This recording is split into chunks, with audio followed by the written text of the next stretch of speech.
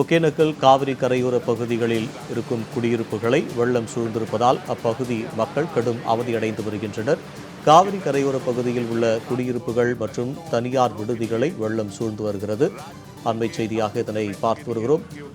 இது குறித்தான கூடுதல் விவரங்களை செய்தியாளர் நந்தகுமார் வழங்க கேட்கலாம். நந்தகுமார், இது குறித்தான விரிவான விவரம். வணக்கம் ஸ்ரீதர். ஒகேனக்கல் காவிரி ஆற்றில் வினாடிக்கு 1,80,000 கனஅடி நீர்வரத்தால் சாலைகள், குடியிருப்புகளில் தண்ணீர் சூழ்ந்தது வெள்ளப்பெருக்கு ஏற்பட்டுள்ளது. அதாவது கர்நாடகா, கேரளா மாநிலத்தில் தென்மேற்கு பருவமழை தீவிரமடைந்துள்ளதால் கர்நாடகா மாநிலத்தில் உள்ள கபினி மற்றும் கிருஷ்ணராஜசாகர் அணைகள் முழு கொள்ளளவை எட்டியுள்ளது. அதனால கர்நாடக அணைகளில் இருந்து நேற்று முன்தினம் 1,38,000 கனஅடியாக வெளியேற்றப்பட்ட நீரானது நேற்று மாலை வினாடிக்கு 2,20,000 கனஅடியாக உபரி நீர் காவிரி ஆற்றில் வெளியேற்றப்பட்டன. அணைகளில் இருந்து தண்ணீர் திறப்பால் தருமபுரி மாவட்டம் ஒகேனக்கல்லுக்கு நீர்வரத்து அதிகரித்துள்ளது.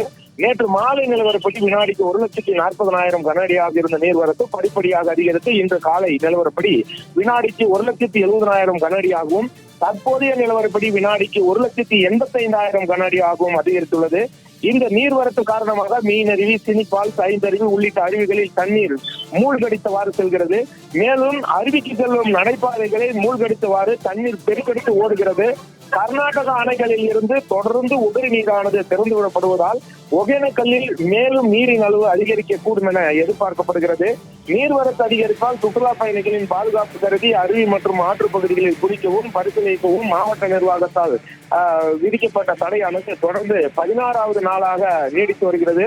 மேலும் காவிரி ஆற்றில் வெள்ளப்பெருக்கு ஏற்பட்டுள்ளதால மாவட்ட நிர்வாகம் கரையோரங்களில் உள்ள மக்களுக்கு வெள்ள அபாய எச்சரிக்கை விடுக்கப்பட்டு வரும் நிலையில கரையோர பகுதியில் உள்ள குடியிருப்புகள், தனியார் விடுதிகளை ஆற்று நீர் வெள்ளம் சூழ்ந்துள்ளது. மேலும் ஒகேனக்கல்லில் இருந்து அஞ்செட்டி வழியாக ஓசூர் செல்லக்கூடிய பிரதான சாலையில் தண்ணீர் சூழ்ந்து கொண்டதால் ஆபத்தையும் உணராமல் வாகன ஓட்டிகளும் பொதுமக்களும் தண்ணீர் சூழ்ந்த சாலையை கடந்து செல்கின்றனர். 2 லட்சத்திற்கும் மேல் தண்ணீர் பெருக்கெடுக்கும் பட்சத்தில் கரையோர பகுதியில் வாழும் குடியிருப்புகளை சேர்ந்த மக்களை அப்புறப்படுத்தும் நிலை உருவாகும் என மாவட்ட நிர்வாகம் தெரிவித்துள்ளது. விரிவான விவரங்களுக்கு நன்றி நந்தகுமார்.